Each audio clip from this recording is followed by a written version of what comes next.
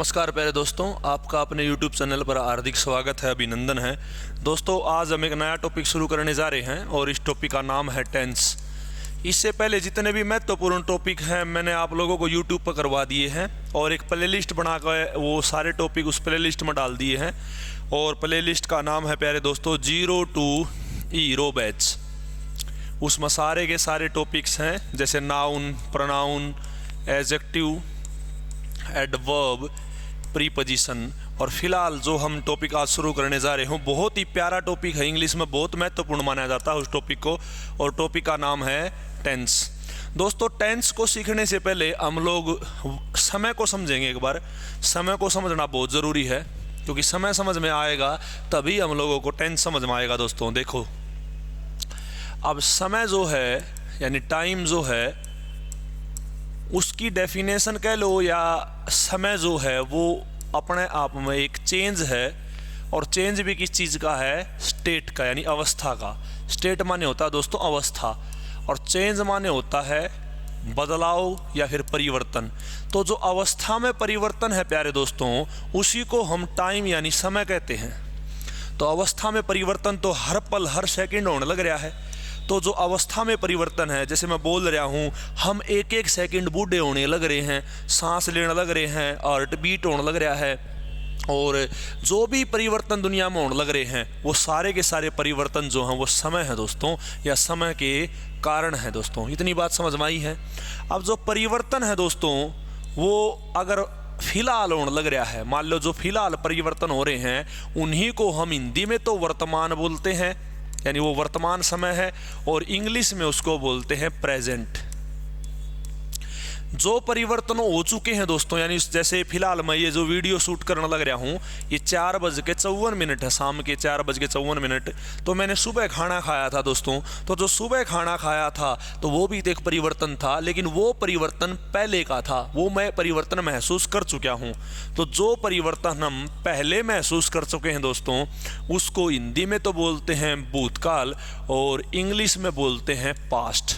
ठीक है, भाषाविदों के अनुसार केवल 2 ही परिवर्तन होते हैं दोस्तों, लेकिन हम लोग एक तीसरा परिवर्तन और समझते हैं। देखो, जो फिलहाल होने लग रहा है उसको बोलते हैं प्रेजेंट, और जो पहले हो चुका है उसको बोलते हैं पास्ट, और जो कभी आगे होगा उसको हम बोलते हैं फ्यूचर। लेकिन कई भाषाविद इस फ्यूचर को टाइम नहीं मानते हैं। अब क्यों नहीं मानते हैं ये मैं आपको समझाऊंगा जब इसका नंबर आएगा। फिलहाल के लिए आप तीनों को मान लो, 3 समय हो गए अपने पास, फिलहाल वाला तो प्रेजेंट, और जो गुजर चुका है वो पास्ट, और जो आगे होगा वो क्या हो जाएगा? फ्यूचर। इतनी बात समझ में आई है दोस्तों। अब देखो, जो परिवर्तन है वो तो हमारे आसपास सैकड़ों परिवर्तन होने लग रहे हैं। सैकड़ों परिवर्तन, जैसे मैं बोलने लग रहा हूँ ये भी एक परिवर्तन है। इस परिवर्तन को इंग्लिश में बोलते हैं स्पीक। पढ़ाने लग रहा हूँ ये भी एक परिवर्तन है, अवस्था में परिवर्तन है, इसको बोलते हैं टीच। जैसे कोई आएगा तो ये भी एक परिवर्तन है, कम। जाएगा ये भी परिवर्तन है, गो। ऐसे सैकड़ों परिवर्तन है दोस्तों।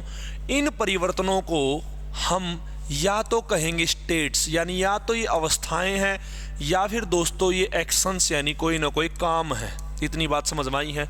तो जो ये परिवर्तन है दोस्तों, या तो ये स्टेट्स हैं या फिर ये एक्शन है, इन्हीं को इंग्लिश में वर्ब कहते हैं और हिंदी में बोलते हैं क्रिया। तो वर्ब की डेफिनेशन समझ में आई है दोस्तों। तो जो हम ये परिवर्तन करने लग रहे हैं, जो ये चेंज ऑफ स्टेट है दोस्तों, यही अपने आप में वर्ब हैं, और हिंदी की बात करें तो क्रिया है। इतनी बात समझ में आई है। अब जैसे देखो, स्पीक माने बोलना होता है दोस्तों, लेकिन स्पीक जो है वो प्रेजेंट में इसका नाम अलग होगा और पास्ट में इसका नाम अलग होगा। ठीक है ना। जैसे टीच है, टीच अगर प्रेजेंट में है तो उसको बोलते हैं पढ़ाने को, प्रेजेंट में तो बोलेंगे टीच, और पास्ट में इसको बोलते हैं टोट। तो समय के हिसाब से सॉरी दोस्तों, तो समय के हिसाब से दोस्तों वर्ब्स का जो ये बदलाव है इसी को बोलते हैं वर्ब की फॉर्म। समझ में आई है? तो वर्ब की फॉर्म्स। ठीक है, और वर्ब की फॉर्म्स का न्यू समय के हिसाब से चेंज होना ही कहलाता है टेंस। यानी पूरे के पूरे टेंस में हमको ये वर्ब की फॉर्म्स का चेंज ही पढ़ना है दोस्तों। ठीक है, तो जिस भी भाई और बहन को अगर टेंस सीखना है तो सीधी बात वो क्या सीखना लग रहा है? वर्ब। तो वर्ब आ गई तो समझ लो टेंस आ गया, टेंस आ गया तो समझ लो वर्ब आ गई। चलो जी शुरू करते हैं कहानी। ठीक है, तो अगर टेंस सीखना है तो अपने को सबसे पहले क्या सीखना है दोस्तों, वर्ब सीखनी है। तो देखो वर्ब, जो वर्ब की फॉर्म्स हैं भैया जी, उसमें सबसे पहले एक होती है बेस फॉर्म। बेस फॉर्म का मतलब है ये वर्ब्स की माँ है दोस्तों। इसी वर्ब से यानी इसी माँ से बाकी की वर्ब की फॉर्म्स जन्म लेंगी, या ये कह सकते हो ये वर्ब की फॉर्म गेहूँ है। अब इस गेहूँ से हम जैसे भाई आटा बना सकते हैं, इससे ब्रेड बना सकते हैं, रोटी, हलवा, गुलगुले, पूरी, कुछ भी बना सकते हो। तो ऐसे जितनी भी वर्ब्स हैं इस बेस फॉर्म से ही बनेंगी। जैसे बेस फॉर्म के मैं 2-3 उदाहरण ले लेता हूँ आपके सामने। जैसे खाने की जो बेस फॉर्म है वो ईट है दोस्तों, ठीक है। पढ़ाने की जो बेस फॉर्म है दोस्तों वो टीच है, और कहीं जाने की जो बेस फॉर्म है वो गो है दोस्तों, ठीक है। कुछ भी बनने की जो बेस फॉर्म है वो है दोस्तों बी। इतनी बात समझ में आई है, चलिएगा। तो ये बेस फॉर्म है दोस्तों, इन्हीं से हम अलग अलग फॉर्म बनाने की कोशिश करेंगे। देखो बहुत ही आसान टॉपिक है, सीधी सी बात है। अगर आप आसान मानोगे तो आसान है, और मुश्किल मानोगे तो मुश्किल है। आप लोगों के ऊपर डिपेंड करता है कि आप लोग उस टॉपिक को कैसे ले रहे हो। तड़के में तो नहीं लेना है खैर, लेकिन मनस्थिति को ऐसा बनाना है कि टॉपिक आसान है। अगर आपकी मनस्थिति आसान वाली है तो टॉपिक आसान है, और अगर आपकी मनस्थिति मुश्किल वाली है तो टॉपिक मुश्किल है दोस्तों। तो आपकी मनस्थिति के ऊपर डिपेंड करेगा सारा मामला। चलिएगा देखते हैं। अब जो देखो बेस फॉर्म है ईट, इसकी जो पहली फॉर्म है वो बनेगी दोस्तों ईट, ठीक है। इसकी जो एस या ई एस वाली फॉर्म है तो इसमें एस या ई एस लगाना है। अब सवाल ये है एस कब लगेगा और ई एस कब लगेगा। चलो सिखा देता हूँ, 1 सेकंड की बात है। अगर किसी वर्ब के लास्ट में सी एच है, एस एच है, एस है, डबल एस है, ओ, एक्स और जेड, ये सारे के सारे लेटर्स हैं दोस्तों, इनमें से कोई भी लेटर्स हो तो हम वहाँ एस या ई एस में से क्या लगाएंगे, ई एस, अदरवाइज क्या लगाएंगे, एस। अब बताओ ईट के लास्ट में क्या है, टी है दोस्तों। तो टी है तो उनमें से तो टी है नहीं है तो ई एस तो लगेगा नहीं, क्या लगेगा, एस। तो ईट्स हो गया, समझ में आई है। तो पहली फॉर्म बनानी आ गई, पहली फॉर्म तो ईट है, और एस या ई एस वाली क्या बना दी इसकी, ईट्स। तो पहली फॉर्म बनानी आ गई और एस या ई एस वाली फॉर्म बनानी आ गई दोस्तों। इतना समझ में आया है, चलिएगा आगे देखो। अब जो सेकंड फॉर्म है वो बनेगी एट, थर्ड फॉर्म है दोस्तों वो इसकी बनेगी ईटन। अब आईएनजी देखो, आईएनजी बेस फॉर्म ईट है, आईएनजी लगाएंगे तो क्या है, ईटिंग, ठीक है। बन गया दोस्तों, समझ में आया है इतना मामला, ठीक है। अब देखो टीच, टीच की पहली फॉर्म भी टीच होती है। गो की दोस्तों पहली फॉर्म भी गो होती है। अब यहाँ जो गौर करने लायक बात है वो ये है कि आपने नोट कराया है कि जितनी भी फॉर्म हैं उनकी बेस फॉर्म भी वही है और उनकी पहली फॉर्म भी वही है। देखो आप कितनी भी आजमा कर देख लो, बेस फॉर्म भी वही है और पहली फॉर्म भी वही है। इसीलिए हम बेस फॉर्म बोलते नहीं हैं। वैसे तो ये बेस फॉर्म में आईएनजी लगा रहे हैं हम, वैसे तो ये बेस फॉर्म में एस या ई एस लगा रहे हैं, पर जनरली क्या होता है बेस फॉर्म भी वही है और हमारी पहली फॉर्म भी वही है। तो इसीलिए हम ये बोल देते हैं ताकि बच्चों को आसानी से समझ आए कि पहली फॉर्म के साथ एस या ई एस या पहली फॉर्म के साथ आई एन जी। इतनी बात समझ में आई है। लेकिन एक फॉर्म ऐसी है प्यारे दोस्तों, बी। बी ऐसी फॉर्म है जिसकी बेस फॉर्म तो बी है लेकिन पहली फॉर्म है इज एम आर, यानी बी इकलौती ऐसी फॉर्म है जिसकी बेस फॉर्म और पहली फॉर्म अलग अलग हैं दोस्तों, ठीक है। इतना समझ में आया है। चलो तो आप लोगों को यहाँ तक बात समझ में आई होगी। तो ऐसे इसकी पहली फॉर्म बनानी है, एस या ई एस वाली बनानी है। अब अगर आप लोगों को बनानी पड़ जाए दोस्तों, अब टीच है, टीच में एस लगाओ गया ई एस, तो देखो लास्ट में क्या है, सी एच। तो सी एच इस लिस्ट में से है, इस लिस्ट में से है तो इसके साथ क्या जोड़ोगे, ई एस। समझ में आई है। जैसे गो है, गो का एस या ई एस वाली बनाओगे तो इस लिस्ट में से ओ है तो लास्ट में ओ है तो क्या लगाओगे, ई एस, गोज। इतनी बात समझ में आई है, ये चीज़ है। सेकंड फॉर्म टीच की क्या बनेगी, टोट। थर्ड फॉर्म भी क्या बनेगी, टोट। और आईएनजी बेस फॉर्म या पहली फॉर्म के साथ आईएनजी, टीच है, टीच के साथ आईएनजी क्या हो जाएगा, टीचिंग। समझ रहे हो दोस्तों, ये काम करना है। तो मेरे हिसाब से आपको ये वर्ब की फॉर्म्स ज़रूर समझ में आई होंगी कि जो वर्ब की फॉर्म है इनमें एक बेस फॉर्म होती है, यानी मम्मी है, या वर्ब की फॉर्म्स की जो माँ है वो माँ क्या होती है, बेस फॉर्म, और इसके जो बेटा बेटी हैं ये हैं पहली फॉर्म के साथ एस या E S, second form, third form, और वर्ब की फर्स्ट फॉर्म के साथ आई एन जी। दोस्तों देखो अब आगे पढ़ते हैं। दोस्तों जो वर्ब की पहली फॉर्म है ये प्रेजेंट समय को दिखाती है। अगर आप कभी भी प्रेजेंट समय की बात करो तो वहाँ वर्ब की पहली फॉर्म होना बहुत ज़रूरी है, ठीक है दोस्तों। जो वर्ब की एस या ई एस वाली फॉर्म है ये भी दोस्तों प्रेजेंट समय को ही दिखाती है। अब सवाल ये खड़ा हो गया कि दो प्रेजेंट के लिए या दो फॉर्म एक ही प्रेजेंट के लिए क्यों है भैया जी। अब देखो कोई इसका बिल्कुल आसान सा जवाब है। देखो अगर आपका सब्जेक्ट मतलब होता काम को करने वाला, अगर हमारा सब्जेक्ट प्लूरल है तो हम वहाँ यूज़ करते हैं वर्ब की फर्स्ट फॉर्म। अगर हमारा सब्जेक्ट दोस्तों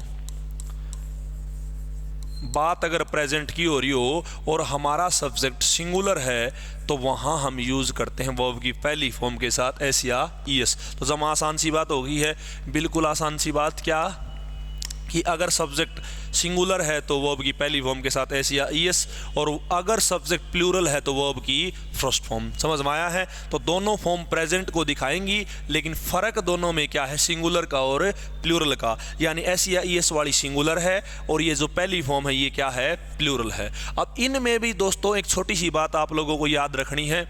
वो याद क्या रखनी है, मैं देखो कोशिश कर रहा हूँ कि बिल्कुल बेसिक से बेसिक हर चीज़ आपको समझा दूँ कि जिस बच्चे को बिल्कुल भी इंग्लिश नहीं आती हो उसको भी इंग्लिश समझ में आ जाए, मेरी कोशिश है।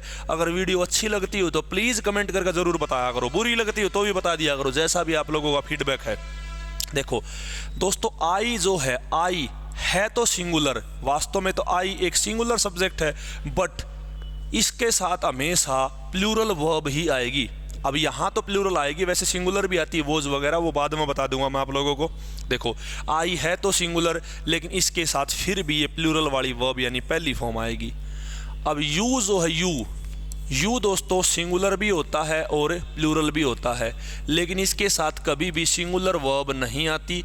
यू के साथ हमेशा प्लूरल वर्ब ही आएगी। आपने यू के साथ कभी भी इज लगा हुआ नहीं देखा होगा, यू के साथ हमेशा आर ही लगा हुआ देखा होगा, चाहे यू एक का जिक्र करता हो और चाहे यू एक से ज़्यादा का जिक्र करता हो। धीरे धीरे हर बात आपका समझ में आने लग जाएगी, हंसते हंसते कट जाएंगे रास्ते, सीखते रहेंगे सिखाते रहेंगे। दोस्तों चलिएगा शुरू करते हैं। यहाँ तक आशा करता हूँ बात समझ में आई है कि जो पहली फॉर्म है वो भी प्रेजेंट को दिखाती है और ये एस या ई एस वाली है दोस्तों ये भी प्रेजेंट को दिखाती है। फ़र्क सिर्फ इतना है, पहली फॉर्म यूज़ होती है प्लूरल सब्जेक्ट के लिए और ये एस या ई एस वाली जो है वो यूज़ होती है सिंगुलर सब्जेक्ट के लिए। सेकंड जो फॉर्म है दोस्तों वो पास्ट के समय के लिए यूज़ होती है। थर्ड जो फॉर्म है वो अपनी परफेक्ट काम के लिए यूज़ होती है। अगर कोई वर्ब परफेक्ट है दोस्तों तो वहाँ हम थर्ड फॉर्म का यूज़ करते हैं, और अगर हमारा कोई काम यानी कोई वर्ब कॉन्टिन्यूस है तो वहाँ हम आई एन जी की फॉर्म यूज़ करते हैं। दोस्तों ये सारी चीज़ें धीरे धीरे आप लोगों को और अच्छे से समझ में आने लग जाएंगी, क्योंकि एक ही टाइम पर सैकड़ों बात बताना तो पॉसिबल है नहीं। ठीक है, अब समझो। देखो परफेक्ट का मतलब भी मैं समझा दूंगा, कॉन्टिन्यूस का मतलब समझ लो यहाँ समझने के लिए जो आसान है। कॉन्टिन्यूस का मतलब होता लगातार। अब कोई काम अगर लगातार हो रहा है, जैसे मैं ये वीडियो बना रहा हूँ, ये पढ़ाने लग रहा हूँ आपको, तो पढ़ाने का काम लगातार हो रहा है, तो जो काम लगातार हो उसमें क्या लगा दो, आई एन जी। अब वो अगर प्रेजेंट में लगातार है तो वर्ब की पहली form plus I N G. Past में अगर वो लगातार है तो पास्ट के लिए सेकंड फॉर्म और लगातार के लिए आईएनजी। ठीक वैसे ही काम अगर परफेक्ट है और पास्ट में है तो पास्ट के लिए सेकंड फॉर्म और परफेक्ट के लिए वर्ब की थर्ड फॉर्म। अब अगर कहीं ये लिखा हो वर्ब की सेकंड फॉर्म प्लस में थर्ड फॉर्म तो आप क्या बोलोगे? सर जी सिंपल सी बात है, सेकंड फॉर्म का मतलब है पास्ट और थर्ड फॉर्म का मतलब है परफेक्ट, यानी ये कौन सा टेंस हो गया? Past perfect. अब अगर कहीं ये लिखा हो पहली फॉर्म प्लस में वर्ब की थर्ड फॉर्म तो आप कहोगे पहली फॉर्म का मतलब होता है जी प्रेजेंट और थर्ड फॉर्म का मतलब होता है अपना परफेक्ट। तो क्या हो जाएगा? Present perfect tense. तो दोस्तों इतना मामला समझ में आया है या नहीं आया है? ठीक है, तो ये जो वर्ब की फॉर्म्स हैं इन्हीं का समुचित जो उपयोग आप करोगे उसी को बोलते हैं टेंस। ठीक है भैया जी, समझ में आया है। चलो तो अब हम पढ़ते हैं टेंस, शुरू करते हैं टेंस को दोस्तों। बहुत बहुत आसान टॉपिक है टेंस। अब देखो टेंस क्या है। अपने समय 3 थे, प्रेजेंट, पास्ट और तीसरा दोस्तों फ्यूचर। ठीक है, प्रेजेंट में 4 टेंस होते हैं दोस्तों। प्रेजेंट इंडेफिनेट, ऐसे ही प्रेजेंट कॉन्टिन्यूस, फिर है प्रेजेंट परफेक्ट और फिर है प्रेजेंट परफेक्ट कॉन्टिन्यूस। इतनी बात समझ में आई है। ऐसे ही 4 जो है ये अपने पास्ट में बनेंगे, past indefinite, past continuous, past perfect और पास्ट परफेक्ट कॉन्टिन्यूस। ठीक वैसे ही दोस्तों अपने ये 4 जो हैं ये ऐसे कैसे फ्यूचर में बनेंगे, future indefinite, future continuous, future perfect और फ्यूचर परफेक्ट कॉन्टिन्यूस। तो क्या समझ में आया है, 4 तो हो गए प्रेजेंट के टेंस, 4 हो गए पास्ट के और 4 हो गए फ्यूचर के। फ्यूचर के तो नाम मात्र हैं दोस्तों, फ्यूचर का नाम पर तो हमने मॉडल समझना है, लेकिन फिर भी नाम तो हैं कि एक एक बात भी लगाओगे तो 4 बात तो होगी फ्यूचर के टेंसेस में।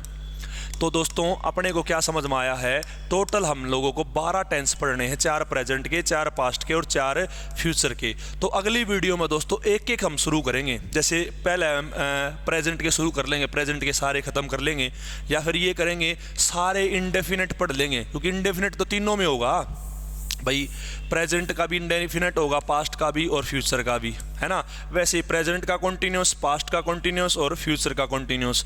वैसे ही प्रेजेंट का परफेक्ट, पास्ट का परफेक्ट और फ्यूचर का परफेक्ट। वैसे ही प्रेजेंट का परफेक्ट कॉन्टिन्यूस, पास्ट का परफेक्ट कॉन्टिन्यूस और फ्यूचर का परफेक्ट कॉन्टिन्यूस। तो ये 3 गुणा में 4, तो ये भी कितने हो जाएंगे 12। तो कैसे भी पढ़ लो, जैसे आपको बोलोगे वैसे मैं पढ़ा दूंगा। तो अगली वीडियो में हम अपना पहला टेंस शुरू करेंगे दोस्तों, और उस पहले टेंस का नाम है प्रेजेंट इंडेफिनेट टेंस। आपके पास अगर कोई बुक वगैरह हो तो वहाँ से अगर आप रिवाइज करके वीडियो देखोगे तो और ज़्यादा समझ में आएगा दोस्तों। तो बाकी मामला हम पढ़ेंगे कल। तो आज के लिए इतना ही दोस्तों। जय हिंद, जय भारत।